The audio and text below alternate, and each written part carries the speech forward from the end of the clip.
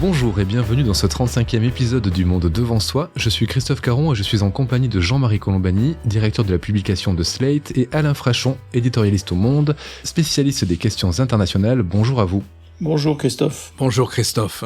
Avec nous Bérangère Viennot. Bonjour Bérangère. Bonjour Christophe. Vous êtes traductrice et journaliste et vous êtes assignée une mission difficile, traduire Donald Trump.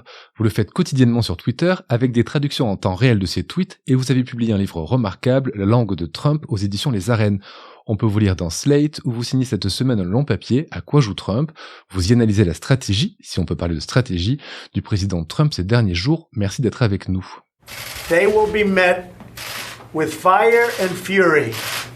Fire and Fury, le feu et la fureur, ces mots, ce sont ceux menaçants de Donald Trump à Kim Jong-un en août 2017. Mais ces deux mots, aujourd'hui, résument bien la situation dans laquelle se trouvent plongés les États-Unis depuis la mort de George Floyd, cet Afro-Américain de 46 ans tué lors de son interpellation par 4 agents de la police de Minneapolis le 25 mai dernier dans le Minnesota.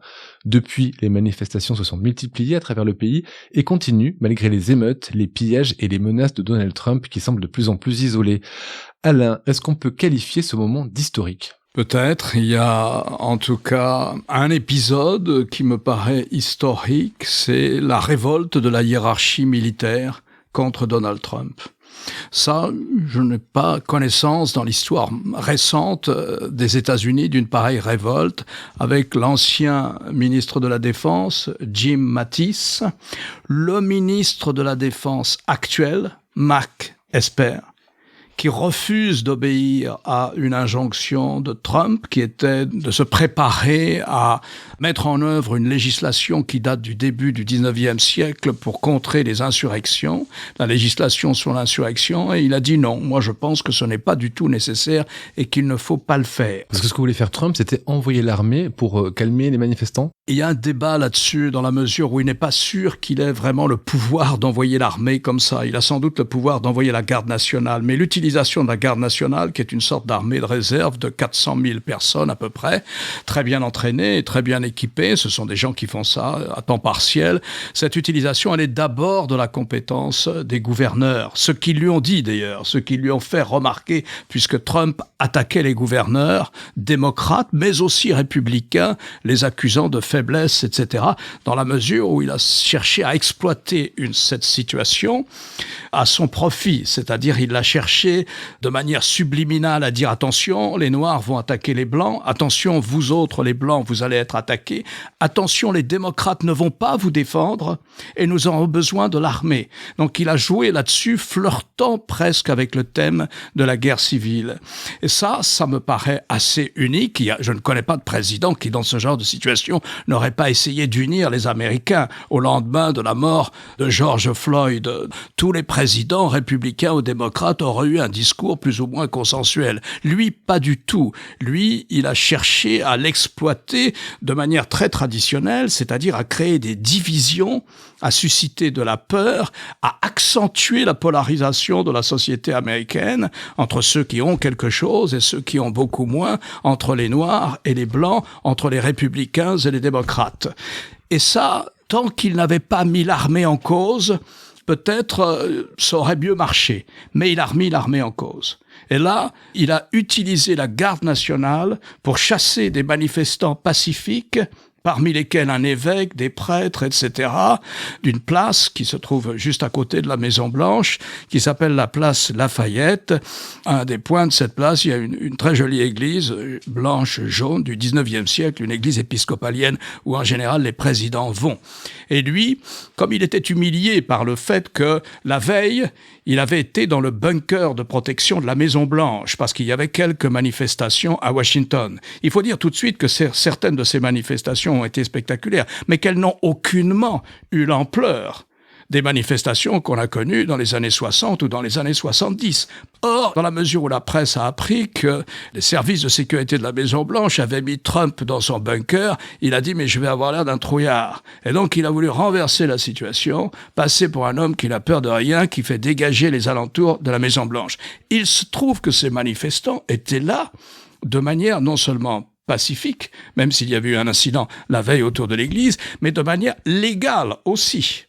Et donc, il a après traversé la foule et il s'est fait photographier avec une Bible devant l'église. sans ouvrir la Bible. Mais il s'est fait photographier avec une Bible. Là encore, c'était de manière subliminale, chercher à exploiter des divisions au sein de la société américaine.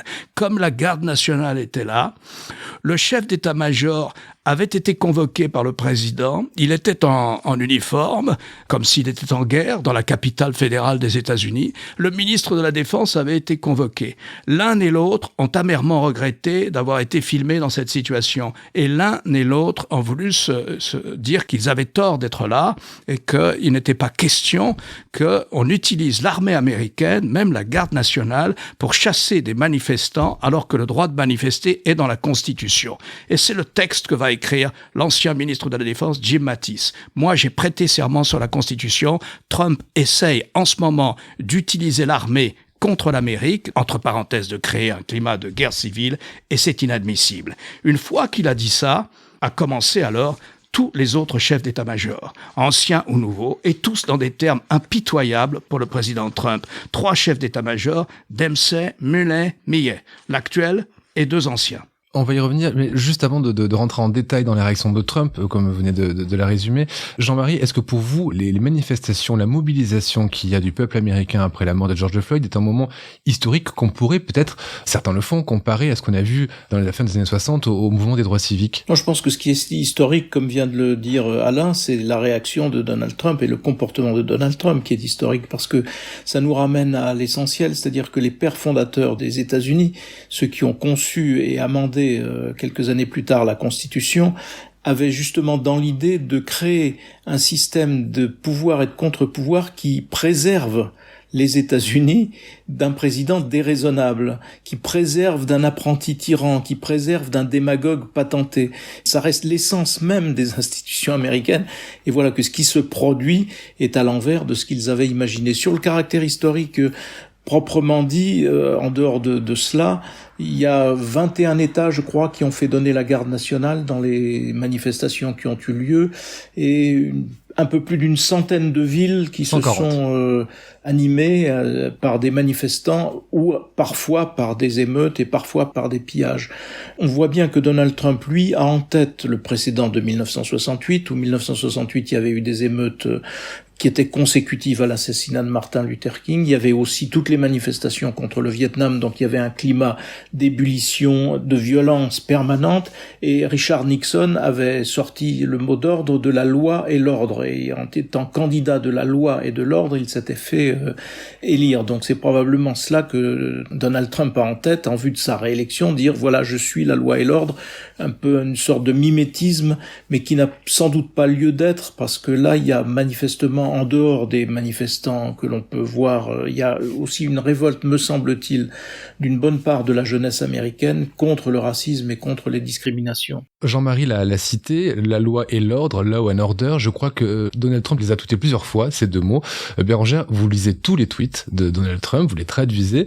Qu'est-ce que vous retirez de ces derniers jours de sa communication sur Twitter? Est-ce que vous le sentez particulièrement paniqué? Par rapport à tout ce qu'il tweet depuis le début de cette crise, moi je trouve une certaine constance en fait, parce que on peut penser que dans cette situation, n'importe quel président aurait la présence d'esprit de s'adapter à la situation pour calmer le jeu par exemple. Or, chez lui, tout est toujours égal, c'est-à-dire que ses tweets sont d'une égale violence. Il y a d'une part les tweets qui sont très martiaux, militaires, en effet, avec la loi et l'ordre, les appels à la garde nationale, les menaces de faire déployer l'armée, et ces tweets plus paternalistes où il insulte et où il juge le comportement de ceux qui s'opposent à lui et qui s'opposent à ses politiques, et où il les insulte de façon très très violente.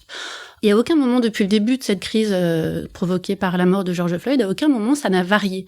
C'est-à-dire qu'il n'y a pas eu des tweets un peu plus tranquilles, un peu plus calmes, d'appels à la pacification ou des choses comme ça. Donc il reste dans sa bulle. En fait, dans cette crise, il reste égal à lui-même, complètement détaché finalement de ce que le reste de l'Amérique est en train de vivre. Lui, il reste dans son bunker Twitter, qui est lui-même dans le bunker de la Maison Blanche, qui est entouré de palissades. On a vraiment l'impression qu'il est en train de jouer sur les clivages, sur la division de la société américaine, que depuis le début de sa présidence, il divise en deux avec les gentils d'un côté, les méchants de l'autre, et en fonction des idéologies plus ou moins racistes. Mais là où il est en train d'échouer, et ça se voit aussi dans ses tweets, c'est que il veut jouer avec cette division de la société américaine, mais en réalité, c'est une autre division qui est en train de se mettre en place et qu'il alimente en continuant toujours sur la même lancée. Et cette division, c'est entre lui et le reste de l'Amérique. Parce que comme on l'a vu avec la réaction justement de Jim Mattis, qui a écrit cette lettre pour protester contre le comportement de Donald Trump, à la fin de cette lettre, Jim Mattis dit, en fait, ce qui est en train de se passer, c'est que nous, on va s'unir entre nous, la société civile va, entre nous, régler ce problème.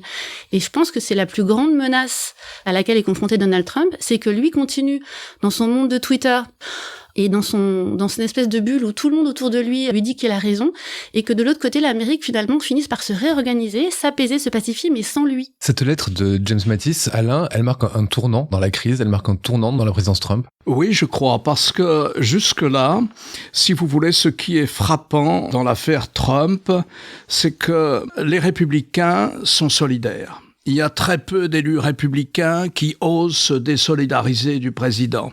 Ce qui est frappant aussi, c'est que son noyau dur d'électeurs lui est fidèle. Il perd très peu d'électeurs. Il y a le noyau dur de ses électeurs, ceux qui sont dans cette Amérique blanche, moyenne, entre les deux côtes, et non pas dans les grandes villes. C'est aussi une Amérique rurale et pauvre, souvent d'ailleurs. Eh bien, cette Amérique lui reste fidèle jusqu'à un certain point, parce que les sondages commencent à bouger. Mais il faut voir qui est Jim Mattis.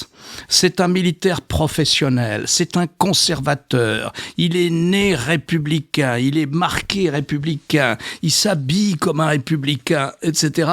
Il est l'incarnation même, si vous voulez, d'un des archétypes, d'un des rôles modèles, d'un des modèles qu'on peut avoir chez les républicains.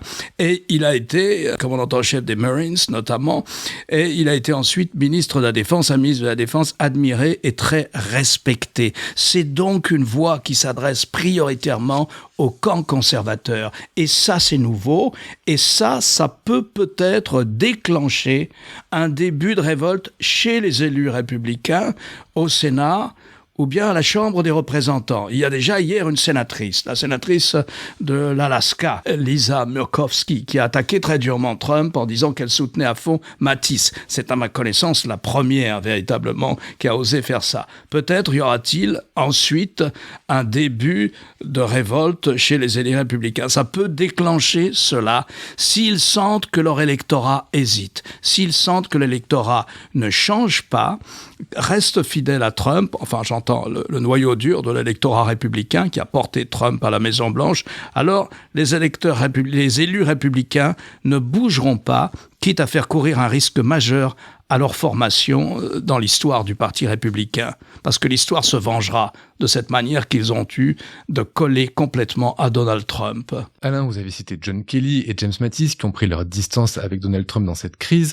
C'est pas vraiment une surprise. John Kelly a quand même démissionné de son poste de chef de cabinet de Trump en 2018 et James Mattis, lui, a démissionné de son poste de secrétaire de la Défense après l'annonce du retrait de la Syrie. Donc on n'est pas dans des soutiens fervents de Trump. Est-ce que c'est représentatif du camp républicain ? À ma connaissance, l'un et l'autre sont restés silencieux. Mattis a été sollicité à plusieurs reprises. Il a dit « Je ne fais pas de commentaires sur les postes que j'ai occupés précédemment ». À ma connaissance, l'un et l'autre, deux généraux, puisque Kelly est aussi un général, n'avaient jamais parlé publiquement contre Trump. Mais pour en revenir au Twitter, il faut voir ce qu'a dit Mattis. Il accuse Trump d'abus de pouvoir. Et il dit « Nous assistons aux conséquences de 3 années de direction politique immature. » Mais on n'a pas besoin de lui. On peut s'unir sans lui, dit-il, écrit-il. Nous savons que nous sommes meilleurs que ce à quoi nous venons d'assister à Washington, place Lafayette. Un abus de pouvoir de la part de l'autorité exécutive, c'est-à-dire de la part de Trump.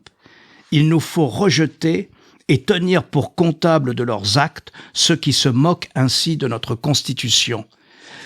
De la part de quelqu'un qui est l'archétype du conservateur américain, un blanc naturellement, qui est l'archétype, si vous voulez, du modèle républicain, ce sont des mots très forts. Jean-Marie ? C'était en effet une part de mystère épais que de voir les républicains comme ça collés à Donald Trump malgré tout ce qu'il pouvait lui être reproché.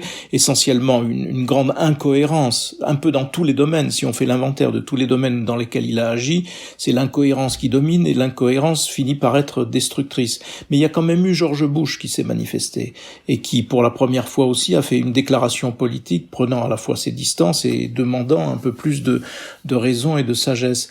Et l'inquiétude elle vient du fait que ce que certains commentateurs prêtaient comme intention à Donald Trump, c'était de solliciter un certain nombre de gouverneurs républicains pour que ces gouverneurs républicains fassent état des désordres, ces désordres conduisant éventuellement à un report de l'élection présidentielle, prétextant ou arguant du fait qu'elle ne pourrait pas se tenir normalement. Et donc c'est ça qui nourrit aussi l'inquiétude qui monte un petit peu aux États-Unis, à la fois dans les journaux et chez un certain nombre de responsables, et qui vont jusqu'à poser la question d'ailleurs de savoir si Donald Trump accepterait de ne plus être élu et donc accepterait sa défaite. Donc c'est dire si le climat de ce point-là est extrêmement détérioré. Et il faut rappeler que ce qui est à inscrire aussi au chapitre des mauvaises actions de Donald Trump, c'est que quand un certain nombre de gouverneurs, pendant la crise sanitaire qui n'est d'ailleurs pas terminée aux États-Unis, loin de là,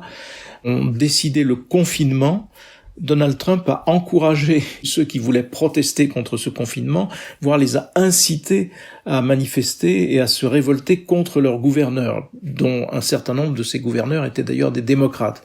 Donc on est là dans une grande continuité et avec ce mystère qui était en effet que la plupart des élus républicains suivaient.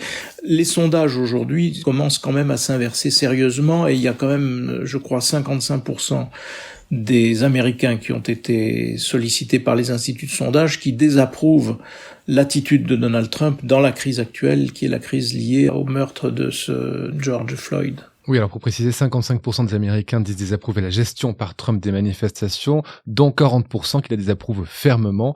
Et puis par ailleurs, 64% des adultes interrogés soutiennent les personnes actuellement dans les rues pour manifester. Bérangère. Oui, il y a une chose dont il faut vraiment tenir compte et dont on parle assez peu finalement, c'est que certes, des gens comme Jim Mattis, qui sont des conservateurs pur jus, sont en train de peut-être changer un peu leur fusil d'épaule et reconsidérer leur allégeance à Trump, mais il y a aussi, et c'est ce qui est décisif dans les élections, tous ces conservateurs modérés, ces conservateurs entre guillemets normaux, des gens lambda, qui voient d'un côté Trump qui se barricade, de l'autre les violences policières qui sont exercées contre tout le monde, pas seulement les Noirs maintenant, mais pendant les manifestations pacifiques contre les Noirs, les Blancs, auxquels ils peuvent plus facilement s'identifier. Et en fait, ce qu'on est en train de voir fleurir, moi ce que j'ai vu passer sur les réseaux sociaux aussi, c'est des conservateurs qui sont modérés, des républicains qui fabriquent des bannières, disons je suis républicain et je vais voter Biden en 2020. Et là, c'est dans les swing states que ça va se jouer le plus, et je pense que c'est la première fois qu'on voit sérieusement une menace à la réélection de Trump. Parce qu'on pensait pas qu'il allait être élu en 2016. Finalement, c'est arrivé, donc il y avait aucune raison que ça ne se reproduise pas en 2020. On n'avait pas d'indice particulier, même pendant la crise du coronavirus. Effectivement, comme vous le disiez tout à l'heure, il a réussi à manipuler son petit électorat de base, son électorat aussi modeste, les commerçants, les petites gens qui souffraient vraiment du confinement contre lequel il s'était opposé. Et donc là, il y avait rien finalement qui menaçait son hégémonie politique. Mais maintenant, avec ce qui se passe socialement, avec le fait que l'injustice est flagrante envers toutes les strates de la société, parce que le racisme envers les Noirs, c'est pas nouveau. Les Américains l'ont toujours connu. Il s'était un petit peu endormi pendant les 2 mandats de Barack Obama parce qu'on avait cru que ça y est, c'était gagné puisque le président était noir, mais il était toujours là. Mais le petit électorat conservateur blanc qui savait que ça existait mais qui n'en faisait pas grand cas, là se sent maintenant visé par les politiques répressives de Donald Trump, par ses tendances autoritaires et par ces messages qui sont évidents, que ce soit sur Twitter ou dans son comportement général, qui le font pencher vers un autoritarisme de plus en plus énorme. Juste un petit mot sur les swing states, justement, puisque vous en parlez. Il y a pour le moment une avance de Joe Biden qui navigue entre 2% et 6 points, 2 points, jusqu'à 6 points d'avance dans 5 des swing states qui sont regardés avec beaucoup d'attention puisqu'ils sont décisifs pour l'élection. Donc, c'est-à-dire la Floride, l'Arizona, le Wisconsin, la Pennsylvanie et j'en oublie un, mais il y en a un 5e. Le Michigan.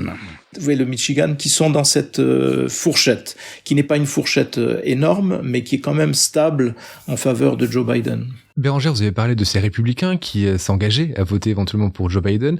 Je voudrais aussi revenir sur les voix des communautés religieuses qui sont élevées après la mise en scène de Trump avec la Bible devant l'église.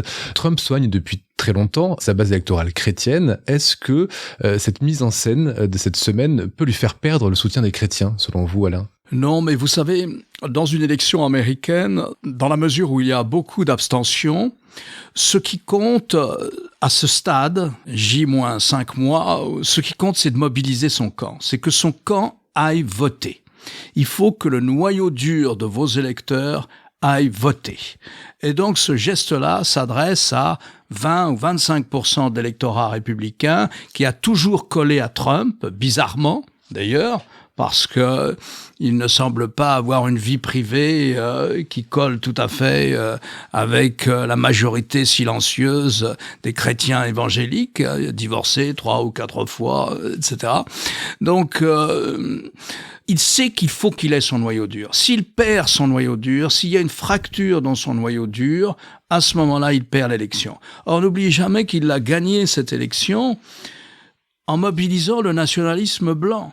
Il a gagné cette élection contre les latinos, contre les noirs. Il a déjà entamé cette bataille contre les noirs bien longtemps avant, lorsqu'il accusait Barack Obama de n'être pas américain, d'être né à l'étranger en Afrique et de ne pas être américain. Et donc, si vous voulez, il a toujours joué sur le nationalisme blanc. C'est l'élu du nationalisme blanc. C'est un nationalisme blanc qui est fait de peurs différentes, de peurs accumulées les unes sur les autres, de peurs de déclassement économique et social, de peurs de perte de poids démographique, dans la mesure où si l'on additionne toutes les minorités ethniques américaines, très rapidement, je crois, d'ici à 2050, elles composeront ensemble une majorité par rapport aux Blancs. Donc il a joué là-dessus. Sauf que là, il le joue dans une conjoncture terrible, qui est la rencontre entre le racisme de la police contre les Noirs, qui est quelque chose de permanent aux États-Unis. Les violences contre les Noirs sont quasi quotidiennes. Je vous rappelle qu'il y a 1000 Américains sont tués par la police, par les balles de la police. En 2019, sur ces 1000 Américains, il y a 24% de Noirs, alors que les Noirs ne représentent que 14% de la population. Mais c'est la même chose pour les gens qui sont en prison. Et c'est la même chose, c'est là où la conjoncture est terrible pour Trump. On est encore, comme le disait Jean-Marie, en plein dans la crise du coronavirus. Et cette crise du coronavirus, elle a frappé de manière disproportionnée les Noirs américains et d'autres minorités. Et le chômage d'aujourd'hui, les 40 millions de chômeurs d'aujourd'hui frappent prioritairement les Noirs américains. Et les gens dont la société américaine a eu besoin, comme en France, pour tenir pendant le confinement, c'étaient les Noirs américains, donc les plus exposés au risque du coronavirus. Et c'est la conjonction, si vous voulez, de cette espèce de tableau qui explose en ce moment, la conjonction du racisme et des inégalités sociales et du lien profond qu'il y a entre ces deux phénomènes qui donnent la nature de cette crise et qui fait que, voilà, vous avez 40 millions de chômeurs, 100 000 morts et des gens qui manifestent après qu'un Noir américain, lui-même atteint d'ailleurs du coronavirus, de 46 ans, est tué de la manière dont vous le savez. C'est un lynchage, si vous voulez. C'est pour ça que la crise est tellement forte aux États-Unis. C'est qu'elle résonne de manière terrible dans les profondeurs les plus sombres de l'Amérique. Si on reste à une lecture strictement classique des scrutins, qui se jouent, comme chacun le sait, depuis la célèbre formule « c'est l'économie stupide », sur l'économie, le principal atout de Donald Trump, c'était la situation économique des États-Unis qui était particulièrement florissante. Et arrive la crise sanitaire et ses conséquences économiques et sociales, et voilà que 40 millions de chômeurs, comme vient de le rappeler Alain, et évidemment ça détruit toute espèce de bouée de sauvetage ou de roue de secours pour Donald Trump. Il ne pourra absolument pas s'appuyer sur un bilan économique quelconque compte tenu de la situation qui prévaut. Donc si on revient au moment du vote sur, j'allais dire, des déterminants du vote plus classiques, l'argument principal qui était le sien n'existe plus et n'existera pas dans 5 mois, parce que dans 5 mois, les États-Unis ne seront pas sortis de la crise. en effet, la mort de Floyd, ce meurtre, lynchage qui en est un, peut galvaniser les Noirs américains, mais l'élément crucial aussi qui peut voler à la rescousse de Trump, c'est que les Noirs américains sont ceux qui votent le moins, parce que souvent on les en empêche, ou souvent ils ne sont pas politisés. Et ça peut changer un peu à la marge après cet événement, évidemment, mais ce serait quand même assez étonnant qu'il y ait un énorme afflux d'électeurs nord-américains, alors que jusqu'à présent c'était ceux qui votaient le moins, d'autant que Trump fait tout ce qu'il peut pour empêcher les gens de voter directement en jouant sur les peurs du coronavirus, et en disant qu'il faut surtout pas voter par correspondance, mais y aller soi-même, ce qui évidemment va pousser tout un tas de Nord-Américains à ne pas aller voter, puisque ce sont eux qui sont les plus exposés, comme vous le disiez. Et je pense que c'est pas un hasard si quand Barack Obama a pris la parole cette semaine, il y a quelques jours, il a beaucoup insisté pour dire il faut changer cette société, il faut la changer par les urnes, il faut aller voter. Je pense que Barack Obama s'y est pas trompé. Il le sait que les Nord-Américains votent peu, il le sait que c'est leur vote qui peut être décisif pour renverser Donald Trump, et c'est aussi pour ça, je pense, qu'il leur a adressé ce message. Les Noirs américains sont en général vote démocrate. Pour ceux d'entre eux qui votent à 80% démocrates, ils ont voté massivement pour Barack Obama. Ils se sont très largement abstenus de voter pour Hillary Clinton, en revanche, alors qu'ils avaient massivement, à 2 occasions, à chacune de ces élections à la présidence, massivement voté pour Bill Clinton.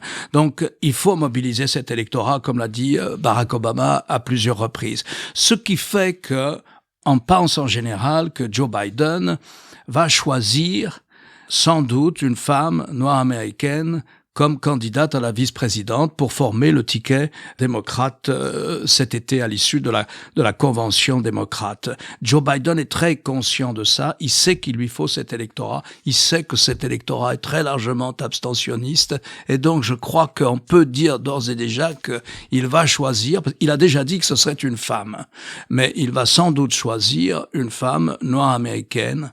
Ce qui est intéressant dans la mesure où Joe Biden, compte tenu de son âge, ne fera peut-être qu'un seul mandat. Il y a un éditorial du Financial Times de Londres sur ce sujet qui, avec des accents extrêmement émus et vibrants, en appelle à une candidature à la vice-présidence de Michelle Obama, qui est sans doute la personnalité aux États-Unis la plus populaire. Mais je ne pense pas que ce soit le résultat de la convention prochaine du Parti démocrate. Tant qu'on est dans les candidats de la vice-présidence démocrate, j'avais une question purement technique, Alain. Si ça tombe trop mal pour Trump, si le Parti républicain sent que c'est vraiment foutu pour lui, est-ce que on peut imaginer qu'il présente quelqu'un d'autre que Donald Trump aux prochaines élections ? Écoutez, je crois que pour le moment, ce scénario n'est pas sur la table. Dans la mesure où, pour le moment, ce que disent les sondages, si vous voulez, compte tenu de cette situation, qui est quand même assez difficile, qui n'est pas brillante, compte tenu de cette situation, l'hôte de la Maison-Blanche devrait être au plus bas dans les sondages. Il ne l'est pas. Il est ébranlé, mais il n'est pas au plus bas dans les sondages. Et, comme le faisait remarquer quelqu'un qui est professeur à Harvard, en ce moment, à la télévision américaine, il y a des Américains qu'on ne voit pas, qui ne parlent jamais, dont on ne demande pas l'opinion. Ce sont ceux qui votent Trump. Ce sont les Américains de l'Amérique rurale, ou bien de l'Amérique dévastée sur le plan industriel. Et il faut comprendre que le découpage des circonscriptions aux États-Unis, qui commande l'élection présidentielle par les jeux des grands électeurs, puisque c'est au suffrage indirect que le président est élu. Il faut comprendre que ce découpage est fait par la majorité politique dans l'État. Actuellement, la majorité des États, je ne saurais pas exactement le nombre, mais est aux mains des républicains. Et donc ce sont les gouverneurs républicains qui, depuis fort longtemps déjà, ont dessiné la carte électorale. Et ils ont dessiné des circonscriptions 100% blanches. Donc pour le moment, une bonne part de l'électorat de Donald Trump lui est majoritairement fidèle, ce qui décourage les élus républicains de se désolidariser de lui. Mais si la situation évolue de manière de plus en plus difficile pour Donald Trump, on peut imaginer, en revanche, qu'il décide, plutôt que d'être battu, de démissionner. Ça protégerait son ego qui, comme vous le savez, est encore plus grand et plus gros que la tour Trump à Manhattan. Donc à ce moment-là, en situation de démission, il faudra un autre candidat. Ce sera le vice-président Mike Pence, qui est l'homme des intégristes chrétiens, et il n'y aura personne pour le contester, c'est lui qui ira à l'élection. Il y a une formule que j'aime bien, c'est on dit en général après moi le déluge, avec Donald Trump c'est avec moi le déluge. Merci Jean-Marie, merci Alain, merci Bérangère. Je rappelle votre livre, La langue de Trump aux éditions Les Arènes, et puis je rappelle aussi votre compte Twitter, parce qu'il n'est pas évident à trouver, c'est Bérantrice, une contraction de Bérangère et de traductrice, Bérantrice avec un EN, donc pour suivre les traductions des tweets de Trump en temps réel, parce que c'est pas évident de traduire Trump, juste en 2 mots, c'est compliqué de traduire Trump. C'est compliqué au début, mais une fois qu'on a compris comment fonctionnait le personnage, en fait, on est en pilote automatique. Mais est-ce qu'il faut pas essayer de se mettre dans la tête d'un enfant de 5 ans un peu ? Il faut se mettre dans la tête d'un énorme mégalo de 5 ans, ouais. Et bon courage pour la suite des tweets, parce qu'il va y en avoir beaucoup. Merci beaucoup, à la semaine prochaine pour un nouvel épisode du Monde devant soi. Vous venez d'écouter Le Monde devant soi, un podcast Slate.fr à retrouver tous les samedis matins sur Slate.fr ou sur votre application de podcast préférée. Si vous avez aimé, n'hésitez pas à vous y abonner et à nous mettre 5 étoiles.